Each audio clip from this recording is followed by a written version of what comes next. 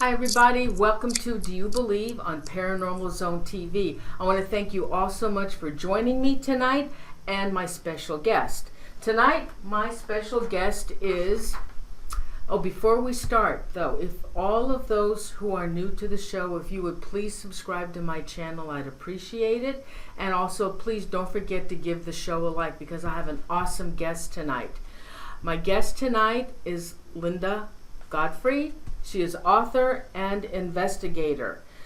She is an author, investigator, and artist. Linda is the author of 17 books on strange creatures, phenomena, and people. Linda Godfrey also explores the mystical, legendary, and scientific aspects of these creatures. She has been featured on national TV and radio shows including Monster Quest, Monsters and Mysteries, and Coast to Coast. So everyone, with that, let's please welcome Linda to the show. Welcome, Linda. Hello, thanks for having me, and so good to be here. Oh gosh, well I think this is about the third show we've done together, third or fourth. I love having you. Oh my gosh, and Linda, you've written 17 books and they're all related to monsters. Now, tonight our topic is the Michigan Dogman. But you know, Linda, I know we're going to talk about this tonight, but you know, I noticed that you have written other books on this type of same monster, the Beast of Bray Road. You've written a book on werewolves, and now the Michigan Dogman. So, is there any connection to these? Well, actually, there are two others. I wrote one called Hunting the American Werewolf, and also the wolf, excuse me, I'm tripping over myself here. It's called Real Wolf Men, True Encounters in Modern America. So there are actually 5 titles involving just this creature. And the connection is that the more I report on them, the more people seem to contact me, and I find out that they're more widely spread and located, not just in the U.S., but Canada, South America, Europe, other parts of the world as well, and that there seem to be more and more different aspects to the sighting where, you know, I used to think it was just people driving along, seeing something run across the road or be sitting in the ditch staring at them. Now we have really different types of situations. And, you know, I have a new book coming out October 11th, which I would have called The Stranger Side of Strange Creatures because it documents all the times when people report seeing upright wolf-like creatures in association with things that sound supernatural. Things like their glowing blue fur, or like lights appearing nearby them, or UFOs connected with this. So it's just a topic that keeps expanding and expanding. And each time I write a new book, it's because I've gotten so many new stories, and they're not just collections of scary stories. They're part of an active investigation wherein I'm really searching and looking for different explanations in hopes that eventually we'll find one that fits. Although I'm starting to think that perhaps there are just many different kinds of manifestations of things that look like this. Either that, or it's able to sort of shift itself into different electromagnetic gear, shall we say, so that it can seem phantom-like one time and then be fully materialized and present the next. That's another way of looking at it. Mm-hmm. When was the first sighting reported? Well, the first sightings that I became aware of were in the early 90s, 1991 and 1992. It was actually New Year's weekend between those 2 years when I wrote my breaking story on the Beast of Bray Road. And after that came out, then I found we not only had local sightings that went back to at least 1981, and I had them earlier for Bigfoots around here too, way back into the 70s and into the late 1930s. But there have been reports of these kinds of things, throughout history and in all different cultures. So, and yet, I don't really think that what we were talking about with Bray Road was the kind of Hollywood or European style traditional werewolf, where you've got the actual flesh changing to wolf flesh and the whiskers sprouting and the fangs growing, and it's because of the full moon, and you can bite someone and they'll turn into a werewolf. Most of that, in fact, quite a lot of it was invented by Hollywood when they started doing their monster movies. Once they were able to achieve that with film. So it isn't that. There's still a mystery to me. I mean, we still truly don't know what they are, at least not in all of their forms that they appear. Mm-hmm. Well, I found some information that it was first reported in 1887 in Wexford County, Michigan. Well, what you're talking about there, that is a logging legend in Michigan. Michigan has what they call it the Michigan Dogman, but when you talk to witnesses, it's exactly the same creature. And the Michigan Dogman got publicized in 1987 when a DJ in Traverse City took some of these old logging legends. He took a little liberty with them. It may not have been necessarily 1887. I think he was trying to make it be exactly 100 years ago. But, I mean, he freely admits this. Mm-hmm. He borrowed legends. He took a few things, that he saw reported elsewhere, and he put it together as what he called the legend. And he made a CD that was kind of a spoken verse with music background, and he sold those to benefit a local animal shelter. Aww. And he did this on April Fool's Day, thinking that everybody would get that he was talking about a legend. And some of it he just made up. I mean, there were different stories from different places. He made it seem like one unified thing, and he was expecting people to laugh. And then instead what happened was that people started calling him at the radio station and saying, hey, this isn't any joke. My grandpa saw that, or I saw it, or my Auntie Nelda, or, when I was out in college, out one night while I was in college with my buddies, we all saw it. So he realized that there might be more to it. And in fact, when my story broke, this man called me and said, wait a minute, this is what we've got here. So I'm not sure if the date that he has on that Wexford County lumber camp is exactly right. I think he probably tweaked it to fit in better. But it does show that there were legends of these things, and you can find these in different newspaper accounts across the country. It's hard telling how serious some of those newspaper accounts are, because people in those days, there usually every little town would have several competing newspapers, and they would submit the most ridiculous stories just to gain readership. Mm-hmm. So you have to really be careful when you're looking at some of those sources. But I think that's where you're getting the, in fact, I'm sure that's where you're getting that 1887 in Wexford County. Okay, so let's talk about Dogman. How did you discover Dogman? Well, I would say I exactly discovered Dogman, but what I discovered back in December of 1991 was that people in my own hometown of Elkhorn, Wisconsin, were saying they saw what looked like a werewolf. If there was such a thing, this was what it would look like. Something that looked like a German shepherd or a timber wolf standing up with pointy ears on top of its head, a long wolf-like muzzle, big fangs, claws instead of hands, or paws with claws. And they'd always say something like, it was running on its hind legs, but its legs were bent backwards, which told me that that's the canine physical description because dogs and wolves and other canines run on their toe pads. They do not run flat-footed like humans and Bigfoot, for instance, are seen to do.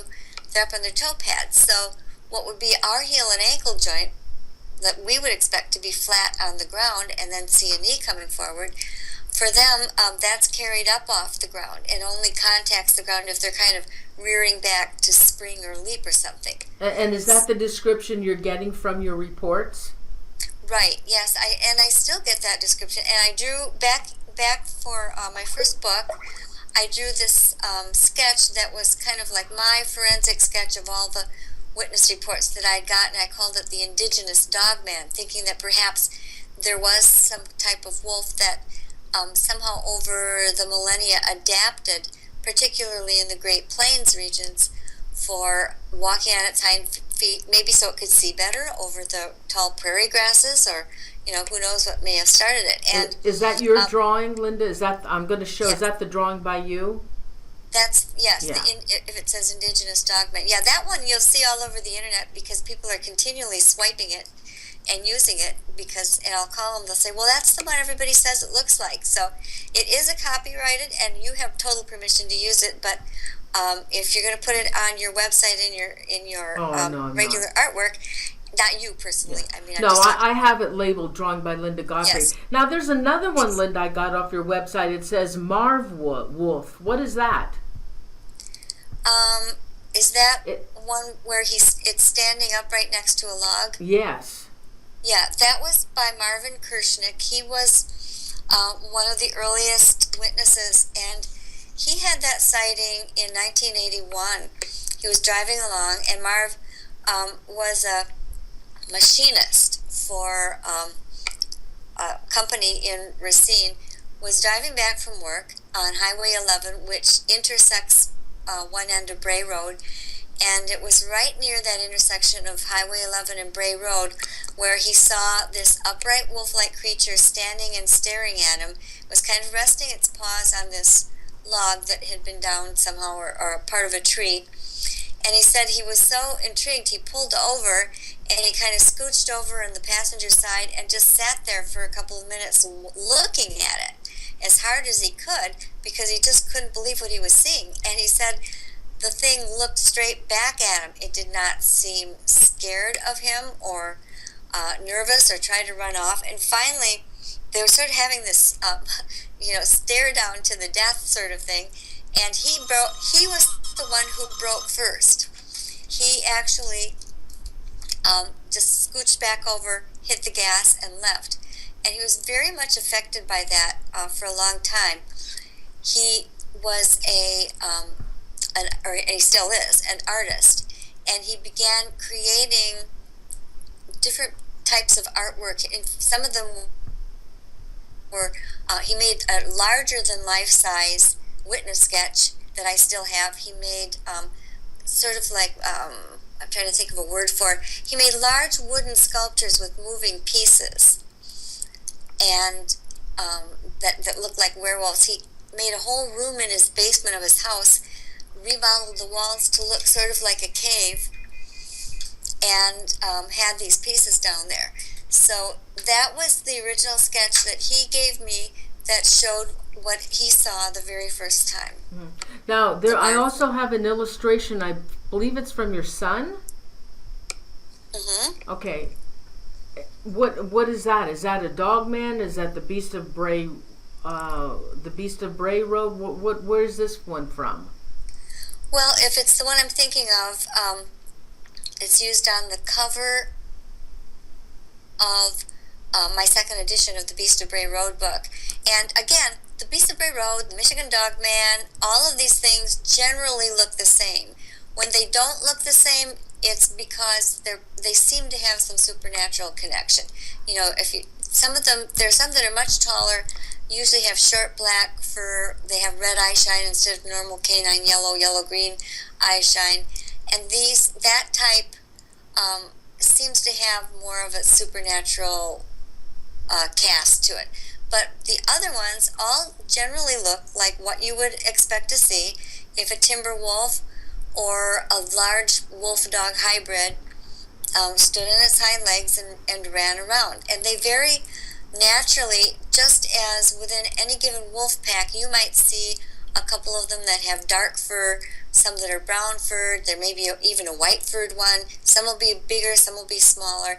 They have that natural variation among them, but then sometimes there are those different types. Now, on the sightings or the reports that you receive, are they seeing one at a time, like in Bigfoot, where you only see one at a time, or are they in packs? Well, Bigfoot actually does appear in pairs or triplets. I had one really exciting story that's in my new book coming up, and you can just go to lindagodfrey.com and you'll see there's a blurb that gives you all the info on the title of that new book and everything. But this was a Bigfoot that swam across a river to throw heavy rocks at somebody he saw watching him, and the guy said he could see there were 3 or 4, he thought maybe it was the Bigfoot's family remaining on the other bank, kind of hooting and shouting. And he doesn't know if they were hooting and shouting at the one that was chasing him to come back, or if they were hooting and shouting at him. So the Bigfoots do appear in not just singly. The Wolfmen are most of the time just showing up as one, but I've had them seen as pairs, 3 at a time. There was one, probably one of the spookiest stories that I've ever received was made into a sci-fi paranormal witness show episode. It was in my Real Wolfmen, True Encounters in Modern America. And this woman called me and wrote me and told me that she and her husband, who were living in Maine, were sitting on their front porch having some coffee. They had a big spotlight because they would get deer on their yard. They had a little pond and deer would come, and that was their nightly ritual. And they got this really bad feeling, turned on the light, and there were a total of 5 7-foot-tall upright wolfmen advancing upon them, only maybe 20 feet away, and they were flanking this couple. There were 2 coming from one side, 3 coming from the other, and they had to back into the house. The things stayed out there all night long. They called 911 and no one would come. 911 told them to call the game warden. The game warden wouldn't come. He just told them to stay in the house. And none of us, I've tried, they've tried, and the History Channel, or excuse me, the Sci-Fi Channel has tried. None of us have been able to get their town to release the 911 call, but they know there was one. So just imagine if they hadn't turned on that spotlight. You know, it really gives me the creeps that you don't know what those things had in mind, because I normally, and now this is 24 years that I've been collecting these reports, and I still get usually 1 or 2 or more a week, so you can imagine that's a lot of reports. And I've never had anybody physically injured other than one man in Quebec walking on a trail who was grazed by the fang of one, and he thought that was his fault because he dodged and he thought the creature was just trying to get away and grazed him accidentally. But I've always said that doesn't tell us about the ones who never lived to tell the tale. So it's hard telling what these creatures had in mind for this married couple, had they gotten to them. Oh, now, with this couple that had that many on their property and they were stalking them, were they able to get a picture of them? No, it was dark. There was just that one night. Of course, they weren't sitting out there with a camera or anything. They were just drinking coffee. It was something they did every night. And when they looked out, they could see 5 pairs of green eyes looking at them all during the night. But they did try. She said nothing showed up very much because it was so dark, you know, and you could kind of see these little lights, but they weren't really good photographs. And they did leave foot impressions on the grass. If you watch the TV show, it shows these really great-looking wolf prints in what looks like mud or dirt, but that didn't occur. They weren't anything other than impressions in the grass. Wow. Now, you had mentioned, you say that they may be spiritual cryptids? Well, there are all different kinds of theory. Many Native American elders that I've talked to And not all of them all over the United States believe the same thing, but the one that I hear the most often is that they believe these things and Bigfoot are both primarily what they call spirit animals. Maybe another term would be multi or interdimensional or extra dimensional, however you want to put it. But the Native Americans believe that they can come and go. They know where there are doorways or portals or whatever you want to call them into the spirit world and back into our world, and that they can go there and go back and forth as they wish. And when they're here, they said they're usually completely fully materialized. They need to eat for energy. It seems that they can have offspring. They will look and feel just like an animal would. They have weight that's displayed when they do leave footprints, and I've found footprints and taken pictures and that sort of thing. And it's interesting because when you're not seeing the forelimb prints, because the forepaws are different size in canines than the rear paws, and when you're not seeing those forelimb prints, the ones you do see are twice as deep as they should be, because you can tell the creature's bearing all of its weight on the hind legs and not distributing it among all four as a normal quadruped would do. Linda, what's the difference between Dogman and the werewolf?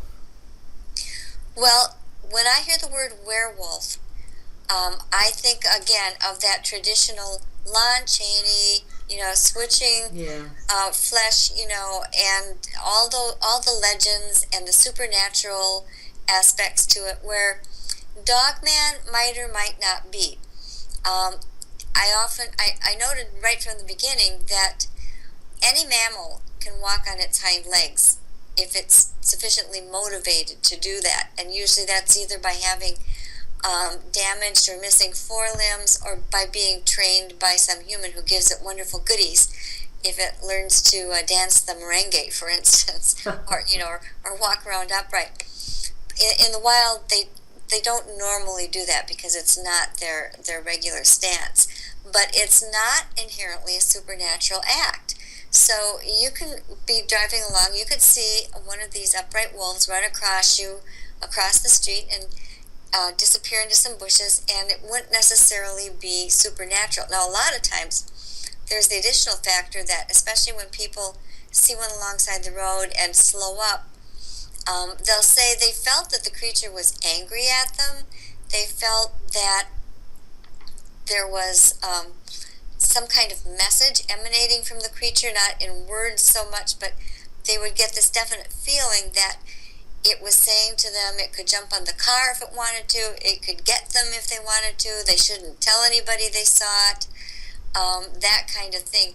And that really isn't a normal thing for any animal. People will sometimes tell me, well, I can feel telepathic messages between me and my dog, and there are certain studies, though. There was a book or two by Rupert Sheldrake. I think one is titled Dogs That Know When Their Masters Are Coming Home for Dinner.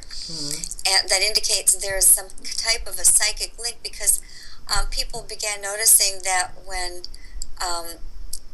somebody from their family was getting into their car and coming home for dinner, the dog would seem to know. They would run to the door, lie down and stare out the door, wag the tail, perk up their ears, and stay that way until the person came in the door.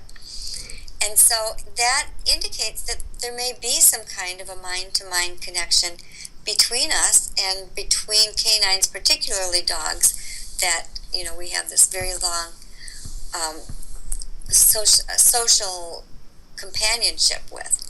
So maybe there is some sort of telepathy going on between these creatures that get these messages across to witnesses. But I know I had one woman who was absolutely sobbing when she retold this story to me, and it was only a few seconds, this thing popped up from the ditch while she was driving to her late shift job as a medical transcriptionist, I believe she was. And she felt in that moment that it was saying to her it would come and get her if she told anybody that she saw it. She said it took her 3 days to get up the nerve to tell her husband about it, and she was just falling apart telling me about it. So it can be very intense, and I don't think that's probably a normal thing. Mm-hmm. And Linda, you mostly get all your information from these reports that are given to you from people and their sightings. Do you and you also go out on investigations, don't you? I do. Yeah. So when somebody gives you a report, do you take each report as they come in as their word, or do you go out and investigate each report? Well, it would be impossible for me to go to the location of each report because, remember, I get them from all over Canada, as far south as South America, Europe, and even just around the U.S. Believe it or not, you do not get rich writing books about things like werewolves. It's very much a niche genre, and I don't charge anybody for talking to them or telling them what I think they're seeing or anything like that. So it's not a possible thing for me to go to everyone. I do go if they're within reasonable range. I can get to them. And also, many times the calls are things that happened 30, 40 years ago. And there's no real reason to go and invest. Many times the people don't even live at that property anymore. So there's nothing to be gained by going there except for, it's always good to talk to people in person. I talk to them in person when I can. I had, for instance, in the new book coming out, there were a pair of sisters that were having a lot of problems right about in the middle of the state. They lived near a Native American reservation, and I went there, examined their backyard, woods where they never went, and found things that told me probably Bigfoot had been in the area. Other times I've gone, to different parts of Milwaukee. I've been to different parts of Michigan. In fact, I'm making a trip to Michigan this weekend. A man has seen Bigfoot up there twice. So I get out when I can. I go as far as I can. I do what I'm able. And then if I can't do that, what I try to do is have phone conversations if possible with people, or it's not always practical due to certain restrictions, but then I will take correspondence right back and forth with them, and I can usually get a pretty good sense. There just are some ways that people are revealing about themselves. And I worked for the newspaper for 10 years after I had that initial sighting, or excuse me, after that I had that initial story. And every week I interviewed probably 3 to 5 different people on just every topic under the sun. From I did stories on local health, you name it, the usual things that you see in local newspapers. And you just get a sense as to whether people are being truthful to you or if they're exaggerating or putting you on. So that was very, very good training for taking these reports. Linda, has anybody sent you more than one report from an individual that has had a sighting? Yes, it happens every now and then that people don't just see something run across the road.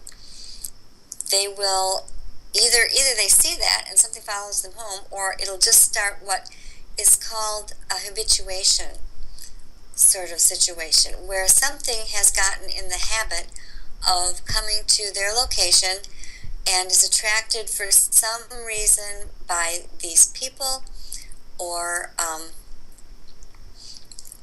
by their lots of times they have small animals out nearby or around, and they just keep coming back, and it almost seems like they're playing mind games with the people who live there at times. In fact, I'm working on a post that I'm planning to put up. I was hoping to have it up today, but had some things hold me back from it.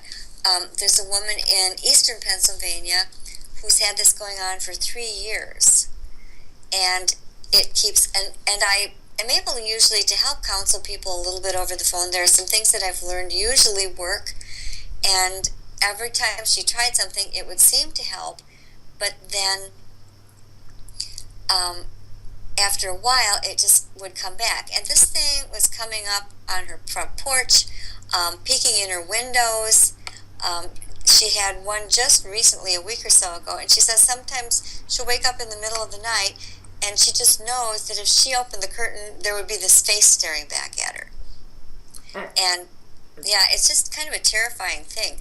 I have another one, and I have a whole chapter about these things in my new book, which is called Monsters Among Us. And in this one, there's a whole family that's had this happening for several years, and it's gotten to the point where there were several children, older children, and the parents, and the daughter that was writing me went out into the yard one night, and she thought she saw her brother kind of standing by a tree, but it looked like her brother, but wasn't quite right. And then she turned back and looked in the house, and she saw her brother inside the house, where it was all lit up. And she looked back and saw that it was the upright wolf-like creature that had somehow made her think she was looking at her brother. And, she said if she would have gone over to him, she didn't know exactly what would have happened, but it was pretty creepy. Oh my God. Okay, so then in these reports, these dog men will be watching them, maybe stalking them, even coming up to the house, but do they do any harm? Well, they can take dogs, cats, small farm animals, sometimes even livestock. They've, slashed at horses. There was one west of Akron, Ohio, and they had this start. I think it now has abated, but it started in March 2010, and one of them saw some kind of big dark animal sneaking out of the woods and grabbed a rooster out of their barnyard. And the person who wrote me was a 21-year-old college student at the time, and of course he's older, and every once in a while I'll hear from them, and they don't think it's going on quite as much, but it started even 7 years before that, where they were hearing really weird howls, grunts, growls, and they were just things that they couldn't identify. And then one night, she heard what she thought was this young man coming up the driveway, walking, but she hadn't heard his car pull in, so she thought, well, that was weird. And then she noticed that the footsteps seemed to be walking alongside her window. And then all of a sudden, she heard it drop to four legs and run very fast straight at the window. And you can tell the difference when something's like daddle daddle daddle daddle rather than boom boom boom boom, of the bipedal stance. And she had to jump out of bed and expecting fully that it was going to come through the window, but it didn't. Normally with people, it may take the rooster, it may take the cat or the dog, but the people, it seems to just want to scare. And this is the case in very, very many instances, not in just the habituations, but in the one-off sightings too. And his brother had also heard it walking underneath his bedroom window and got to the point where he would only sleep in the living room. And this just kind of kept going on and on. So, and it's a very long story. I have this one in the book called The Michigan Dogman, Werewolves, and Other Unknown Canines Across the U.S.A. And that was printed by Unexplained Research Publishing. So it's quite a long story, and it's often still going on. There are other ones, habituation situations going on in Pennsylvania right now, and some other groups. Lon Strickler has been out there investigating some of these. It makes me a little bit worried because it seems like either we're just becoming aware of more of these, or there are actually more of these types of incidents where the creatures are getting bolder and they're harassing people, and it just makes you wonder if it's going to escalate. So the families or the people or a single person, whatever, who has had multiple visitations from this creature. Maybe on the second time around, if they see that creature, has anybody tried to communicate with it? Well, most of the time it's pretty scary, and I wouldn't say that I don't know anyone who's actually sat down and tried to send it mental messages or anything like that. What I usually recommend is that they saturate their grounds with as much outdoor light as possible, preferably spotlights that have motion detection or that can be remote controlled from inside the house, and put brighter bulbs in their porch lights, have some large flashlights handy that can be shined through the window. The creatures do not seem to enjoy being revealed in the light, and they will kind of shrink back into the woods, and that seems to help a lot of people. Other people who have religious beliefs, for instance, Native Americans will do a sage cleansing often, and other ceremonies. Christians will use holy water or have the house blessed or prayed over. That seems to help some, at least for a time. The people have reported to me that either when they're really frightened, calling out to God or for Jesus to help them sometimes seems to work. And sometimes these are not religious people. It's just they're desperate because they're being chased or whatever, and they cry out in their desperation, and it seems to make the things go away. So, however, there are situations where people pray and they put the lights out and it helps for a while, and then it may start again a little bit, So, and some people can't afford to invest in all these spotlights and other things. Sometimes these are, subsistence farmers just getting by, and they don't have a couple $100s to go out and buy these light things. Another thing that does help is electronic equipment. If you've got any kind of camera and can keep that on you, and if you're having troubles with the windows, make it seem like you're taking pictures of the porch. These things seem very allergic to any kind of electronics, especially recording audio or visual devices of any type. So that's another thing that seems to repel them. In fact, I had one encounter from this couple that was hiking in kind of a remote area. I think this was in British Columbia, up in Canada, and they saw an upright canine standing by the tree line, maybe, 20 feet away from them, something like that. She was carrying a camera. He was carrying a rifle. He raised his gun, and the thing didn't even blink. It just stood there and stared at him like, really? You're going to shoot me? And then he kind of thought twice of it, but the wife was raising her camera, and when she got the camera raised up to her eyes and was ready to take that picture, it lit off. It wasn't bothered that much by the gun. The camera, it did not like. And I have had people report shooting them, and I've got a chapter on this in the new book too. And I've heard this from other people who take these reports as well, and people who have had personal experiences, where they fear that they're going to be attacked. In one instance, the man was fishing in the shallows down in Alabama, and this upright dogman came and started wading into the water like it was going to attack this man's dog, which was, of course, yapping its head off at him. And so he got he had an automatic handgun and emptied a clip into it. And he said it kind of staggered back a little, and it went off into the woods and didn't come back, but it didn't seem like he'd killed it. And it should have been completely dead at the range that he was shooting from. So they do seem like they can be bulletproof. Not always. There are some people out there who have claimed that they've shot one or the other of them, and I've had one or two people tell me that.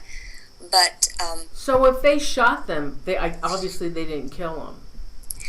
Not if they're getting up and running off. At least they didn't kill them right away. I suppose something can always go off into the bushes and bleed to death, and you wouldn't know.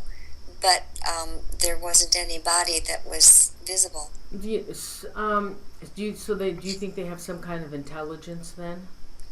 everybody who encounters these says that they feel that this is a creature that has far greater intelligence than any normal wolf or bear or type of predator, and those creatures are all pretty smart. They really are.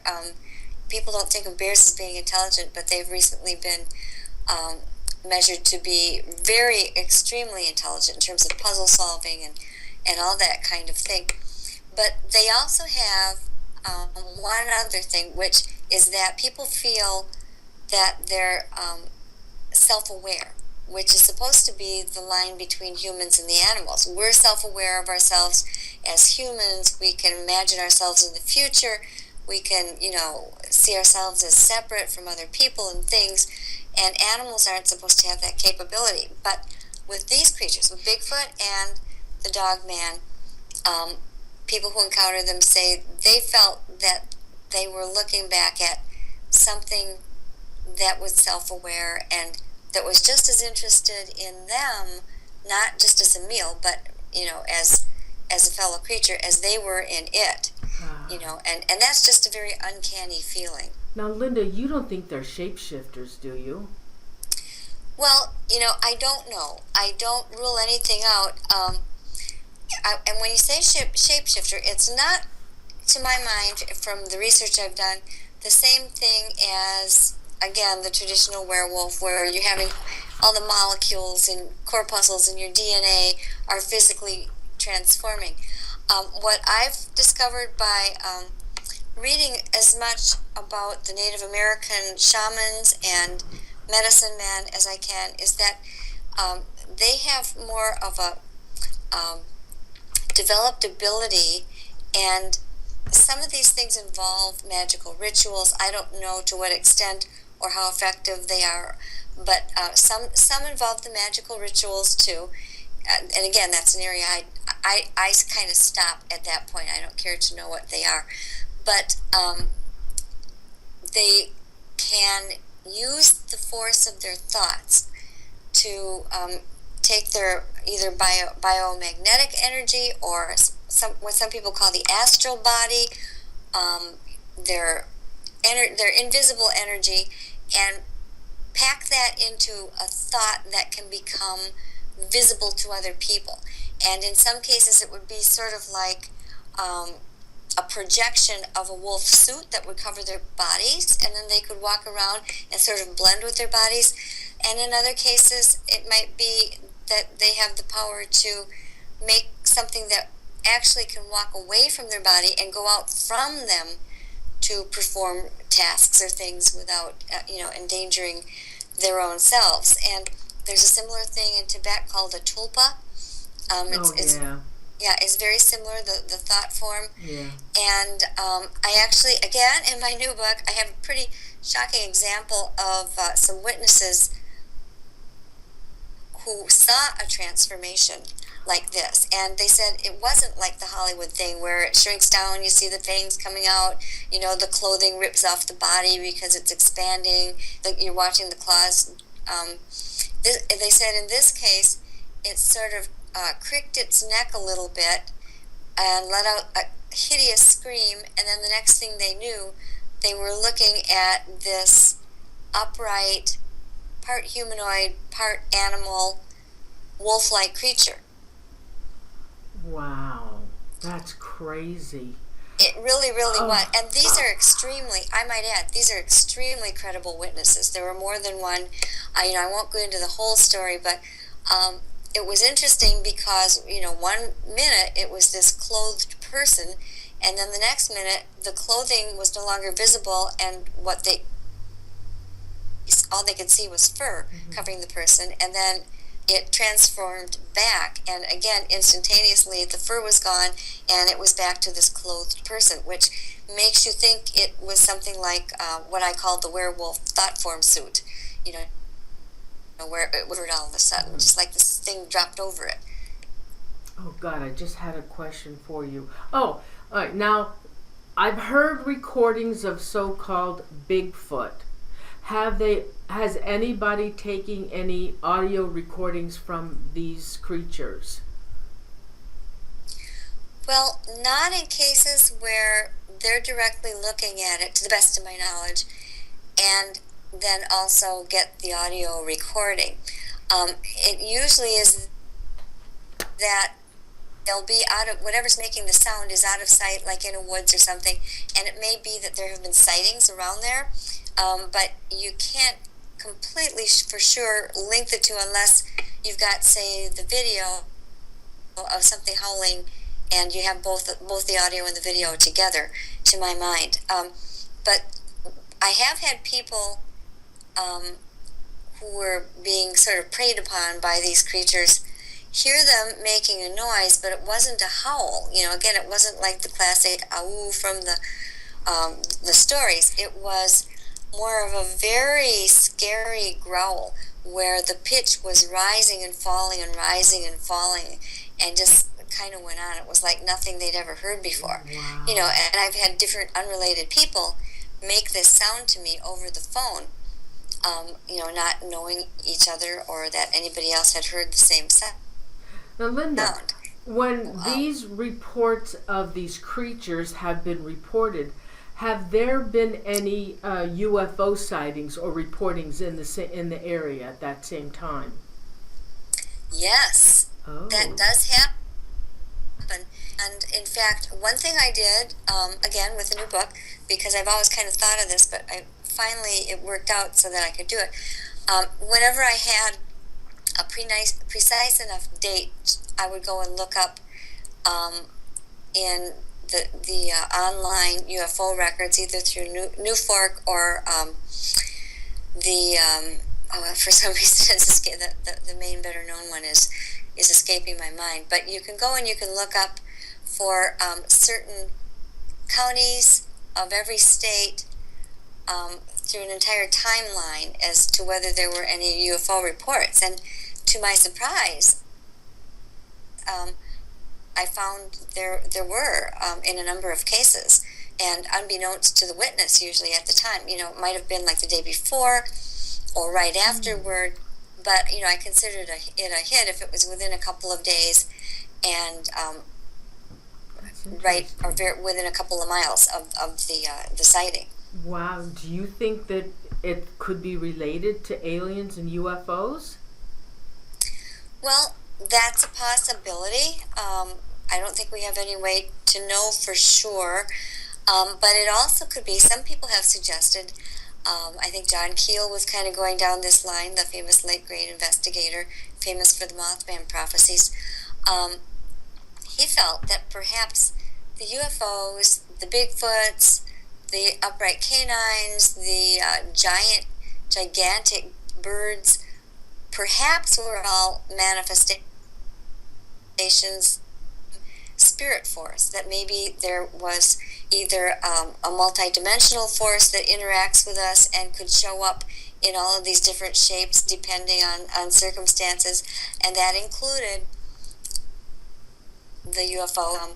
When he was in Point Pleasant investigating the Mothman, he said not many people realized there were literally hundreds of UFO reports up and down that river valley. Really more of the UFO reports than the flying creature reports at the time. So he felt that they were somehow very closely related. We just don't know how.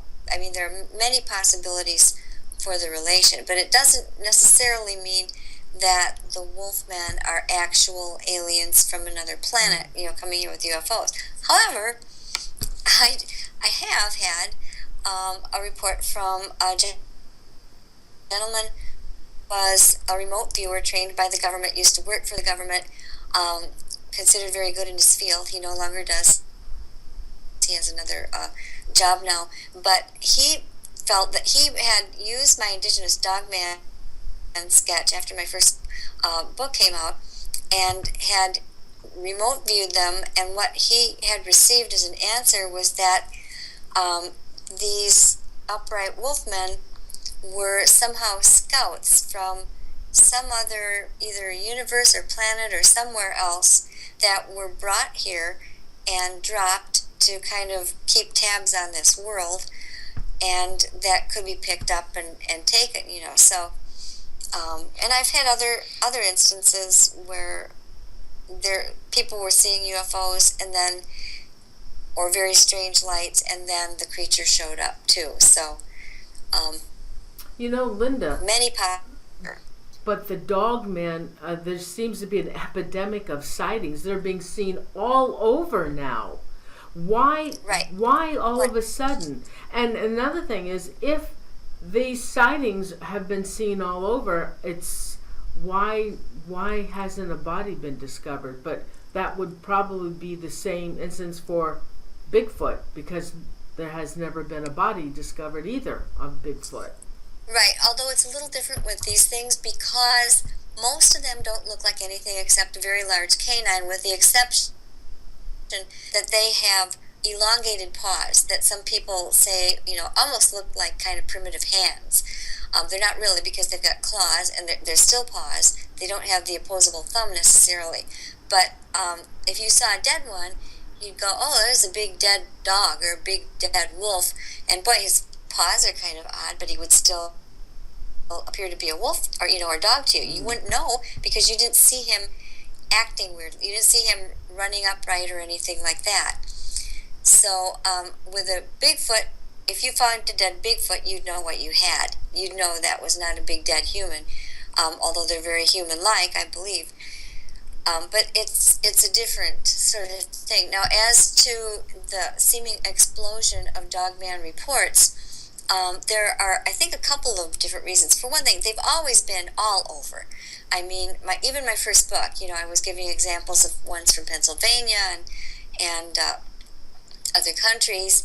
It's just that it's taken all this time. I mean, up until the past several years ago, there weren't many people other than myself that were taking the concept seriously, that there could be many Bigfoot investigators were saying no, it's a different type of Bigfoot with a muzzle. They were calling it the snouted Bigfoot, which doesn't make any sense, because if people got a good look, they would see that it was walking on its toe pads like a canine, and that it had a canine snout, pointed ears on top of the head, just a very differently shaped body, not at all the same thing as a Bigfoot. But somehow a few years ago, we started getting some other radio shows, and I think actually it began with the TV shows like Monster Quest. The one called American Werewolf was in their first season, was based on my book Hunting the American Werewolf. I was in that one, and I actually even had production credits. We got awesome. A bunch of witnesses from that book together and gave the polygraph test. But then other TV shows, I've been on many TV shows talking about these things. And I think as awareness has grown, more people have come with reports, not only to me, but other people have started taking reports, which is fine, because there's no way I can handle every single instance. And I think as people have seen others coming forward and having the courage to just forget about being made fun of and tell their stories, it empowers them to tell their stories. So lots of different reasons as to why you're hearing a lot more about it the past several years. So are you ready for questions from the viewers? Sure. Okay. Sure. All right, here we go. From Spirit Finder. Has anyone ever tried to trap a Dogman? I think that probably some people have. I know that there have been a couple of TV shows where they seemed to attempt that. One show seemed almost more like a spoof. The other one was where I think they were actually trying to kill a Bigfoot or something like that. So there are probably people acting on their own in remote places where things have been sighted that have tried it, but to my knowledge, I haven't had anybody say, yeah, I succeeded in trapping one. You may find elsewhere on the internet, you may find somebody who claims that they have, but I try not to speak too much about things that aren't my own investigations, because in those cases I don't have all the facts, and I wouldn't want to misspeak. Okay. From William Fernandez. Has Linda heard of Siege of Lockett Ranch? Yes, I have heard of it. And it's very exciting and interesting incident that happened. And I believe it was on Dark Waters Radio. He's the one who told that. And again, I'm not going to comment because I didn't investigate it. I don't have all the facts, but I certainly respect people who are sharing either their own experiences or things that have been reported to them. So it's a very interesting report, definitely. Okay, another question. Ted Olson, has anyone seen Dogman in the daylight? Oh, sure. Yeah, it's. I went through a whole pile of my reports one time and determined that the lion's share, most of the sightings do occur between 10:30 p.m. and 5 a.m. But they show up in the daytime too. Most of these hunters that encounter them, or the hikers too, or the fishermen are out fishing, hunting, hiking in the daytime, and they just run across these same things. And even some of the ones that run across roads, it'll be broad daylight. So they do show up. The same as Bigfoot will sometimes show up in broad daylight, although they're more likely to show up at dusk, dawn, or during the night. I imagine it's whenever it's convenient for them. If they're hunting, they both hunt deer, and if the deer are out running around, they may be also. Okay, X group home kid would a hunter's camera work to scare these things away? Like a trail cam, a hunting camera, maybe a trail cam is what he's talking about.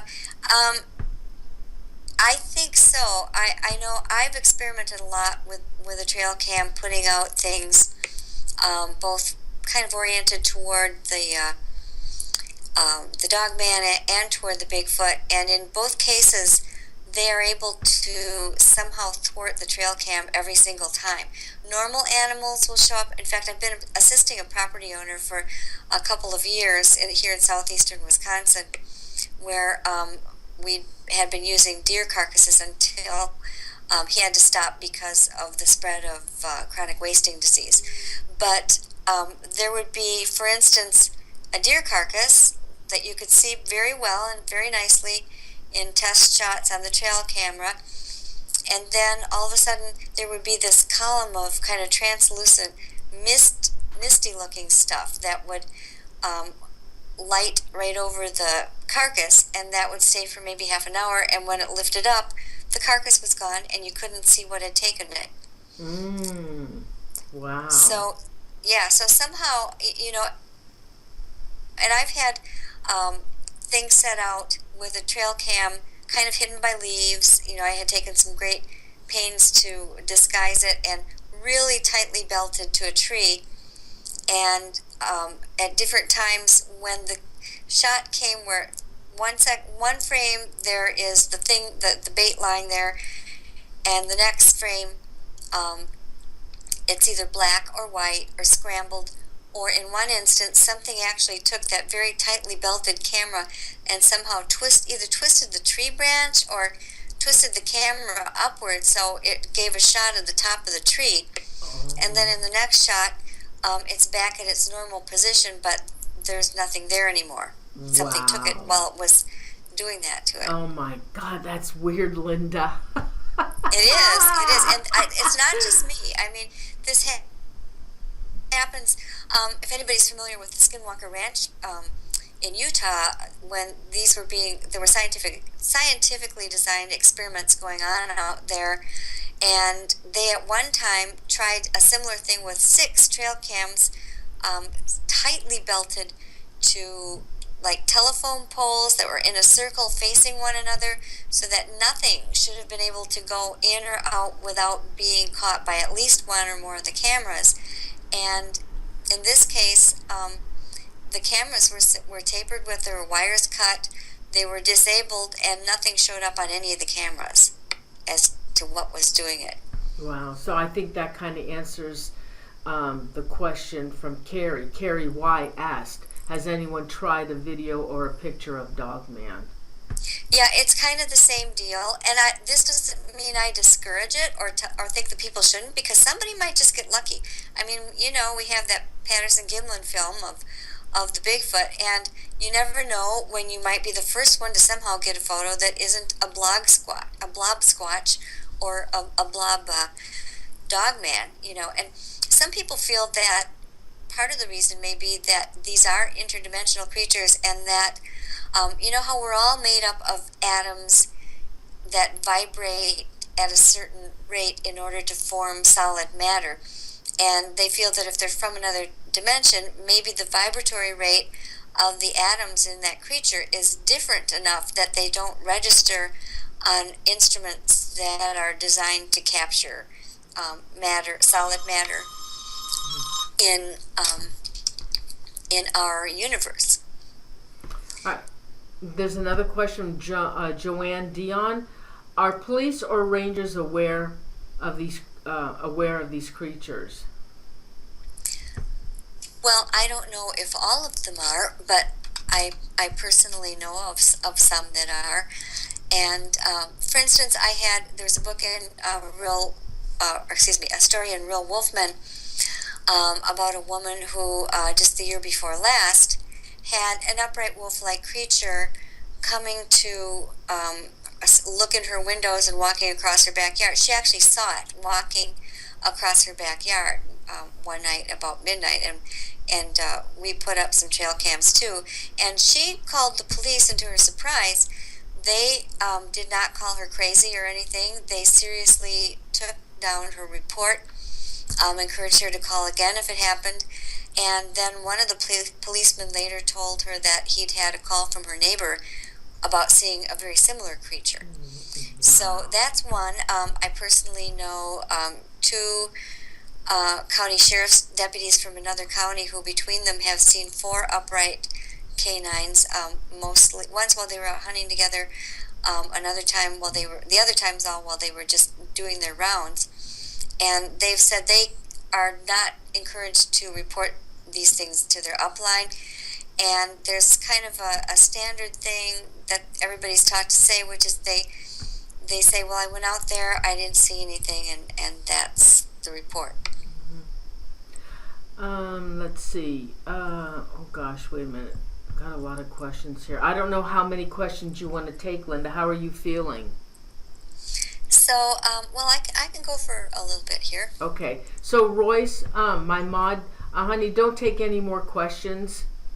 We're gonna stop now. I will give Linda the questions I have right now from you. Let's see. Oh gosh, hold on, honey.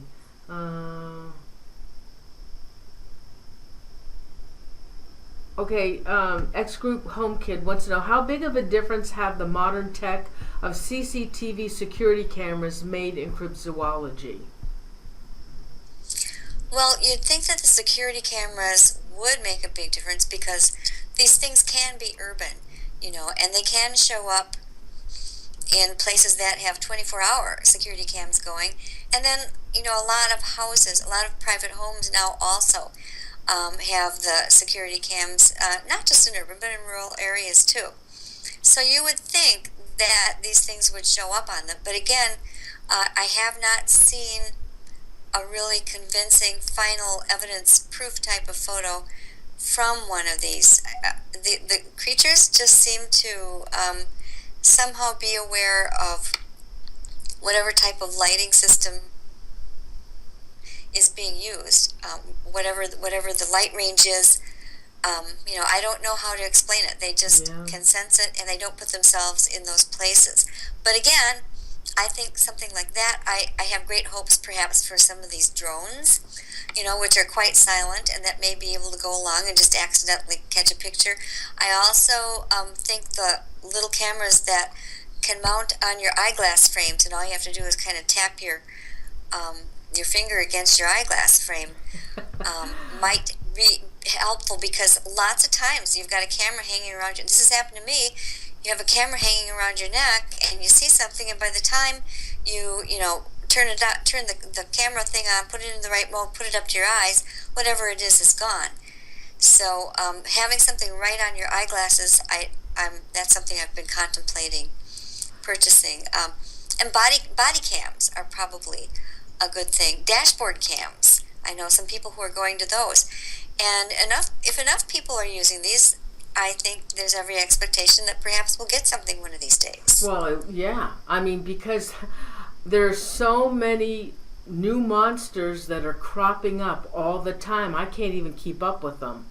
I mean, they're just lizard man and there's just so many. It would be nice to get some pictures and some evidence. Right, and exactly what you just said. That's why I wrote my most recent book that's been published, called American Monsters, which it occurred to me, the same as to you, that there are just so many different types and forms, and I wondered if people knew how many there really were. And so I divided it into 3 sections, monsters by land, sea, and air, and then just kind of went through a rundown. I couldn't get every single possible one because the book was, I had to beg for more page space from my publisher twice, you know, and you can only print such a certain size book, information-wise. So, but that is, if somebody is interested in learning more about all the different types of monsters and creatures, and there's still a chapter on the Dogman, a chapter on the Bigfoot, but you've also got all of the gigantic birds, the bat squatch, even the more recent manta rays, which nobody really knows what those things are. And actually, to the viewers, the last show I aired with Linda were monsters by air, I believe, weren't they? I can't remember. It was Jersey. It was the Mothman, the Jersey Devil, the bat squatch, or the Batman, or whatever it was. And I'll put a link on this show.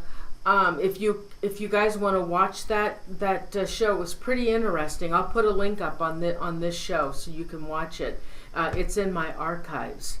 All right, let's go to another question. Okay, now Phil M asked this, but you had already answered it. And I don't know anything about the siege of Lockett Ranch. And Phil had asked, have you heard of the siege of Lockett Ranch, Bigfoot Dogman War, Dogman killed, and the loggers?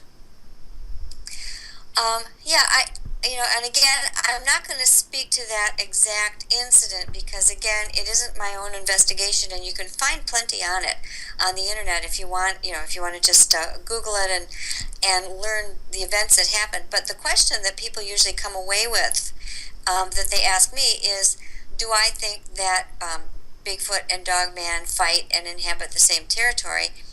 And my answer is because since the very beginning, I started out, when I got these reports, I would map them and then kind of see what other things were around that report. And I realized that the Dogman and the Bigfoot seem to they both like areas where there are lots of deer, lots of turkey. Those seem to be 2 of their favorite prey animals. But that they also seem to be, although they'd be in areas right next to one another, there'd be sort of distinct different territories carved out where, for instance, I've got a map with pinheads of southeast Wisconsin on my wall, and I can see on one side, I can draw you a diagonal line through the edge of the Kettle Moraine State Forest, and on one side, almost all the pins are for Bigfoot, and on the other side, they're for Dogmen. And I think they probably are territorial, and perhaps they would fight one another over a deer. I don't know, but they generally aren't seen just kind of cavorting around together, where they're palling around in the woods. I think they, for the most part, just based on the reports that I get, seem to stick to themselves. Interesting. It doesn't mean they couldn't fight, though. I wonder if they actually can see one another.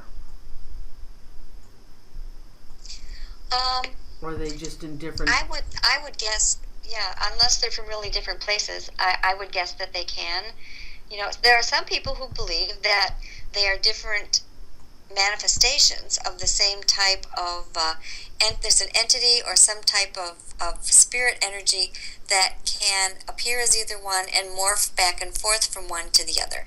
People have reported seeing footprints that start out looking like Bigfoot and then end up as the very large sunken-in wolf prints. Wow. All right, another question from John Rad. Has there been any cases of this creature in Florida, and if so, where? Yeah, it has. They call it the Bigfoot. They call it the swamp ape. The Dogman. When any of the southern states, it often gets called the Cajun version of the French loup-garou, which is rougarou. That's kind of a basic, just slightly different pronunciation of the same word. And there aren't as many in Florida. I've had a couple, but I've had them in southern Georgia, very close to Florida. Florida itself seems to be more conducive to Bigfoot for some reason. And, I would have to look it up to remember exactly where that one was. After this many books, believe it or not, I don't always remember exactly what what place each creature was in at what time. But they are widespread throughout the South. And any place where you would have good prey animals like deer. I don't generally hear of the dogmen being in the deep swamps. It's more like in a place where you would expect a wolf or a canine to be able to run and chase deer and other animals. So that's sort of a runaround answer, I realize, but I'm just not sure where that location in Florida was right offhand. But there was one in very southern Georgia, that much I can tell you. Okay. Another question. Emma Bejic. Linda, what are your thoughts on the Wahila, and is there a connection to the Dogman? Okay, yeah, the Wahila is the Native American term for a very large, kind of a different looking sort of creature. And I've written about it in a couple of my different books. And the Wahila is also often related to, by people anyway, to the Shunka Warak Inn, which means in its Native American that it chomps off heads, or they're carrying off dogs because they were known for chomping off heads and carrying things away. And the Wahila were supposed to be, Ivan Sanderson, one of the great pioneers of cryptozoology, wrote about these. And they were supposed to be very similar to an actual extinct animal called the amphision, which was kind of like a dog-headed grizzly bear. They were part bear, part dog. And they had huge jaws that were actually designed to crunch bones. So these were very, very powerful things. And Ivan Sanderson said that from his explorations, the Nahana Valley in the Northwest Territories of Canada was supposed to be the haunt of these dogs, and it was nicknamed Headless Valley because they would find campers with their heads chopped off. So and people would claim that they would see these huge, shaggy, wolf-like creatures with wide heads, short legs. They weren't necessarily on their hind legs, though. So I don't know that there's any reason to really tie them to the contemporary reports people have of creatures that look like modern-day wolves and walk on their hind legs. They seem to be very different things. However, there's another group of unknown canines that are quadrupeds that do seem to resemble these Shunka Warakins and Wahilas and amphisions a lot more than they resemble the upright walking contemporary things. And these are usually described as having big heads, kind of razorback ruffs on the backs of their neck. They're almost always on four legs, often described as being the size of a pony, or a large calf, and they're not always as interactive as the Dogman types. So again, we may, and there's no explanation why, if they're a relict population of the old amphicyons, how they came to be. Did they walk out of a time portal? Or is there just a pocket of surviving ones someplace that shouldn't be there but are? None of that has been really proved. But it's another type of canine, unusual canine, that people do see and report. Wow. Carrie wants to know, how big is Dogman? The Dogman is usually reported as being between 5.5 and 7 feet tall. Occasionally one will go up to 8, but I've never had any reported to me taller than that. And because they are quite a bit more streamlined than Bigfoot, they weigh a lot less. Usually the top weight is maybe 250. Most people report them as being between 150 to at the most 200. Now there's some confusion out there because there was a TV show where they were taking people's descriptions of Bigfoot and people's descriptions of Dogman and kind of mashing them together so you couldn't tell which one they were talking about. And the show was supposed to be about Dogman. So there were some people on who, if you'd heard their whole interview, you would have been quite aware that they were talking about Bigfoot and talking about something that weighed 300, 400 pounds, which is a very common weight for Bigfoot. When it seemed like they were talking about the Dogman, and the things were edited, so it sounded like they were saying the Dogman was 300 to 400 pounds. But that hasn't been the case in the reports that I've been taking for 24 years of the Dogman. They just don't weigh that much. Wow. Okay. But I do blame it on a couple of TV shows that kind of mixed it up and weren't real clear about what the witnesses were actually describing. Okay. Lovely Tubi wants to know, can this be El Chupacabras? What is your take on that, Linda?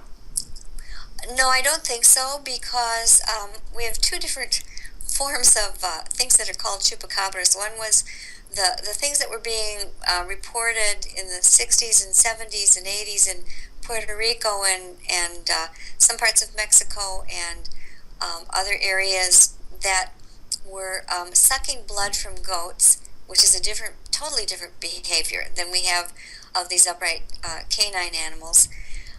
Sometimes whole herds of goats, would be found just dead with the blood drained from them from very precise little wounds. And they also, especially in the original descriptions, they could walk on their hind legs, and might have somewhat of a canine-shaped head, but they also often were said to have wings. Some said that they had scales. You were getting descriptions that were kind of all over the map and really quite different from these upright canines. Now, there's also the case of the things that were called chupacabras in Texas originally that were seen by a veterinarian named Dr. Phyllis Campion, who actually caught some and had their DNA analyzed. And they didn't look anything like those original ones from Puerto Rico either. They looked like a smooth, hairless type of dog with some really odd things, like they had these meat pouches on their hind ends that didn't connect to anything or seem to have any purpose. It was just like this weird thing that mutated from something. And these ended up being explainable by modern day hybrids between Mexican red wolves and I think coyote. I'm not looking at it, so don't hold me to that. But they did not look like, they didn't walk on their hind legs. They didn't look like chupacabras, and they didn't look like the dogmen that are being seen. And obviously, they were something that was kind of a hybrid formed in modern times. So you've got three really different looking and acting things there between the original chupacabras, the things that are now called the Texas blue dogs, and the upright wolf-like creatures that are usually referred to as the dogmen. Okay, Phil M. How common are sightings in Europe? My cousin claims a dogman attacked his flock in Sicily. Yeah, Italy is one of the countries where I think they're more prevalent than the others because I've had another one from Sicily, as a matter of fact. A woman wrote me and said that her grandfather, who grew up in Sicily, told stories all the time about there being these dogmen that they had to avoid um, on the island. And I've had other ones from different parts of Italy, some from Germany, France. When this first came out, way back in the 90s, some people had written to me and said that one was actually a man who had been a soldier in World War II, and had seen one of these things and drew a wonderful sketch of it. And other people told me that their relatives came back from World War II and said that they actually saw these upright dog-like or wolf-like creatures, out in the French countryside. So, and then we've had a bunch of reports from the UK. If you go to lindagodfrey.com and scroll down on my blog a bit, you'll find two of them that I personally received that weren't, that haven't been printed elsewhere, from the UK. Yeah, I've been posting your website for everybody for contacts. Okay, hold on for a second. Another question. Oh, thank you. Oh, yeah, you're welcome. Sure. Okay, another question. Judy Girl. Linda, has anyone been reported around East Central Indiana? I have had a few. Indiana isn't one of the big hotspot places, but they do occur there. And I think Bigfoot too. And again, I would have to look it up to tell you the exact places because I really receive so many that I can't remember every single one all the time. But I can tell you there have been some in Indiana, yes. Okay, and Maria asked the same thing. Maria Sandra Amador wanted to know were there any reported cases in Arizona. In Arizona, the ones from Arizona, I have, yes. The ones from Arizona are usually more of what I call the supernatural type. They may be taller. They usually are smooth, have smooth black fur. They may have more humanoid bodies with actual shoulders, whereas true canines don't have shoulders. They're not built that way. They're built for their forelimbs to take the shock of being walked upon, not rolling to the side. Like humans, we have rotator cuffs, so we can move our arms all around, and dog arms just don't usually work like that, except in these things. Their eyes will glow red instead of the normal canine. Sometimes their ears are like tall and skinny and have tufts on them. And they do seem to be associated in Arizona and some of these western states with sightings that occur near Native American reservations. So people can draw their own conclusions as to what they really are. I don't have any proof to that, but there are some Native American traditions that believe in the shape-shifting, and some people think that that's what these are, the ones that look different from that don't appear as normal wolves. Wow. Okay, we have one last question from Jake. Has Linda seen the same evidence that Vic Condiff has mentioned on his show? Well, which evidence would that? I would need to know which evidence that he's talking about, because there are different kinds of evidence, and I don't have time to listen. I appear on so many radio shows that I don't have time to listen to all the other ones myself, so I may have missed what he's talking about. So I'm sorry, I don't know if I can answer that correctly. The evidence that usually comes up is footprints, is one of the best, really, because they do seem to have weight. They make marks when the soil is conducive to that. It's possible, again, that they can leave fur and saliva, but my feeling is that in many cases you would probably just find they would test out as canine, and we have all kinds of canines here. Whereas with Bigfoot, it's different, because if you had a sample of Bigfoot fur, and I know that this has been a lot of people have put these together, and there have been DNR testing, and it comes out not as any known ape, but we don't have native great apes here in this on this continent. So it should be a lot easier to tell if something is normal or not. When it comes to Bigfoot, with the canines, the fur and the saliva, I have a feeling would just come out as some kind of unknown canine, and when you don't have something known to compare it to, you can't say definitively what it is. Wow. So I don't know if that's what he was asking. I'm sorry, I just don't have unless he can rephrase that. Oh, we have a 30-second delay. Let's see, Jake, if you are still in the chat room, if you can rephrase that question, Linda would be happy to answer it. Or try to.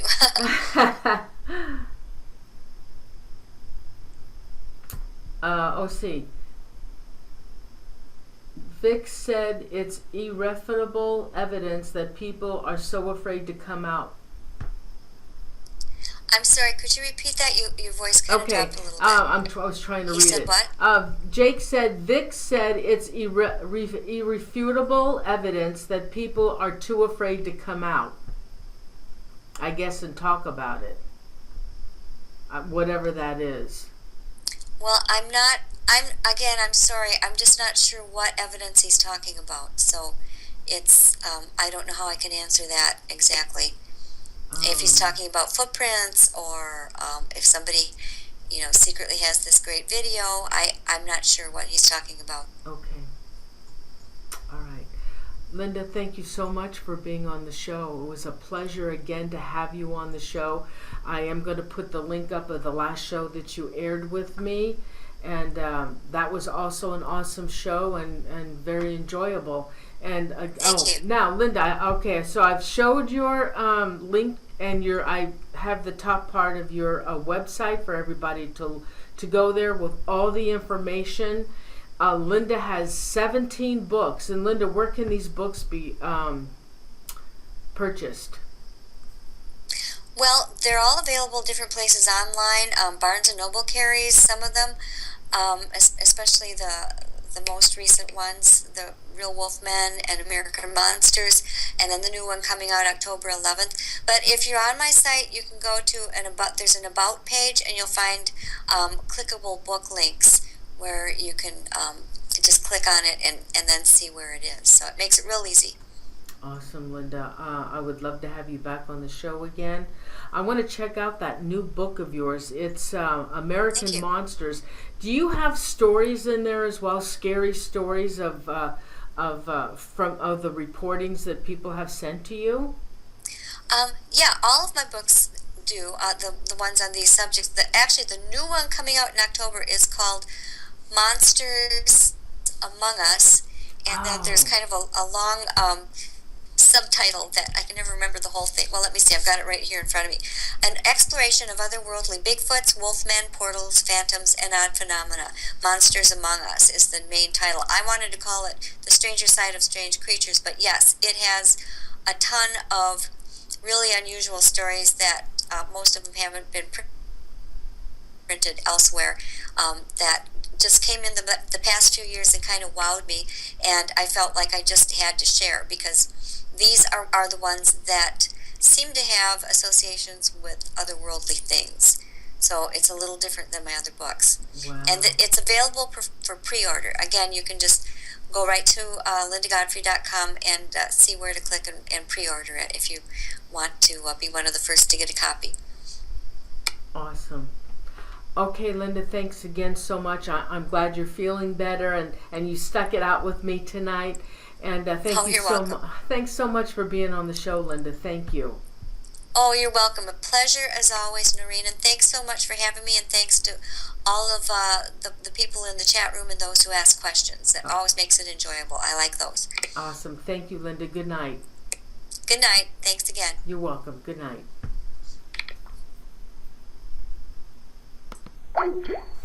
Everybody, thank you so much for being with us tonight, and we had a nice crowd. Hey, you know what? Let's see. Monday night, this coming Monday, the 12th, Andrea Perrin is coming back to the show. I don't know what she's going to talk about. It's always a surprise when she comes on the show. And so she'll be on the show on Monday. And next Thursday, my friend Mark G. Hewitt, who is an expert in the zodiac, he will be coming on. We're going to do a 3-part series on the zodiac. And part 1 will be next Thursday, and I'm really excited about that. And then on the 22nd, the following Thursday, it's Barry Littleton, and he has been a constant alien abductee. He communicates with aliens. I mean, he's got quite a story, and I'm really anxious to have him on the show. And then the last Thursday of the month, Dave Spinks and Dave Spinks and what's his name? You think I could? Sean Austin, who was in the TV show The Exorcist Files with Ralph Sarchi. Dave and Sean did a paranormal investigation at the Sedumsville Rectory, I think they call it. Anyway, it's, oh my God, the story is unbelievable. They have evidence. They're going to talk about the investigation. It's going to be a really good show. So I hope you come back for the next 3 Thursdays. And everybody, please, if you haven't already done so, if you would please subscribe to the channel. Please give the show a like. Also, I have a fan page, Paranormal Zone TV, on Facebook, and then I also have another fan page. Do you believe web series? If you would also go over there. And now let me do some shout outs. Oh, and my mods. I can't forget about my mods. Oh my God. Thank you. Every week they're here with me. Crystal, I hope you're doing better. And Royce, my mod, Royce Hinman, Unique Annie, and Crystal Tiplet. Please, Annie, Royce and Crystal, they need your prayers. They need your healing prayers, positive thoughts, send them your way. And I think Chippa also had...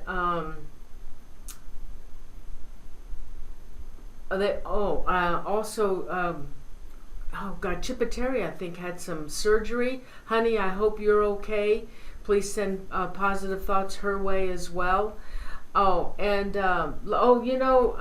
and I are talking about a show.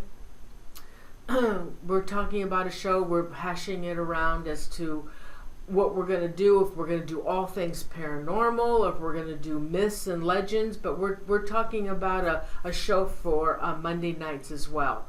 And then another one I'm thinking about also is my ghost story. People are sending me messages about their ghost story, but then when I tell them, okay, I need some more information, I don't hear back from them. So if you have a really, really good, scary ghost story, and send it to me on Paranormal Zone TV at gmail.com. I'll look over some of the really good ones, and we'll do a live show in October, because October will be a great month to do those. So anyway, so that's what's happening. So again, thank you to Royce Hinman, to Unique Annie, and Crystal. Thank you so much. I love you guys for always being here with me. So let's do some shout outs. Phil M, Joyce Lynn, Crystal Triplet, Robert Bell, The Unseen Scene, Andrew Cox, Unique Annie, Coyote S, Chippa Terry. Oh, honey, there you are. Yes, we love you. I hope you're doing okay. Nancy Soplavida, Elaine Michael, hold on, you're going too fast. Toxie Vope, Spirit Finder, Ted Olson, Oh yeah, near-death experience. You know, I did a show on near-death experiences. It's in my archives, and I had an excellent guest on that. It's in the archives, honey. I don't have the link offhand, but you'd have to go into the archives for the near-death experiences, and life after death. I believe the show was on.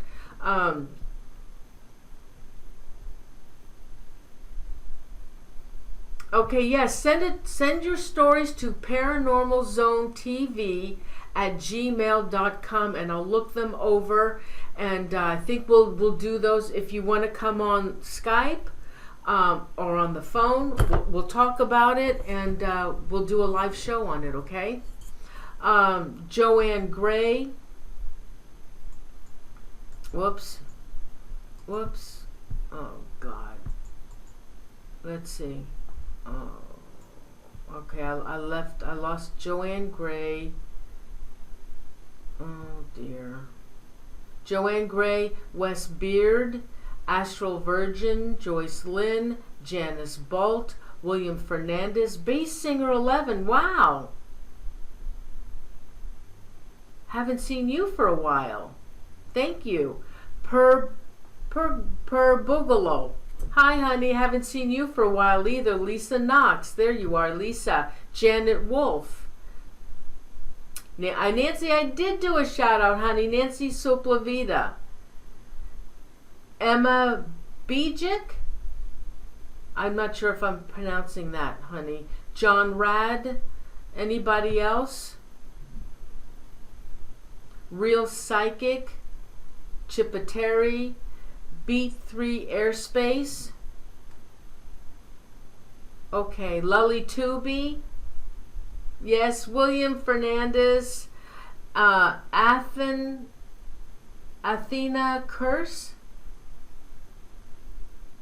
Anybody else want to shout out? April Fagan. Oh, this is awful. This computer. Anybody? Oh, Miller. Thanks everyone for being here again tonight. Have a wonderful weekend. I'm glad you enjoyed the show. Please don't forget to subscribe and give the show a like. I'd appreciate it. And see you on Monday. 2 shows next week on Monday with Andrea Perrin, okay? And group hug. Loves to everybody. Have a safe weekend. My weekend starts tomorrow. I'm so excited. I love my weekends. So everybody, love you, and thank you again so much for joining the shows. I really appreciate it. It's really awesome to have you.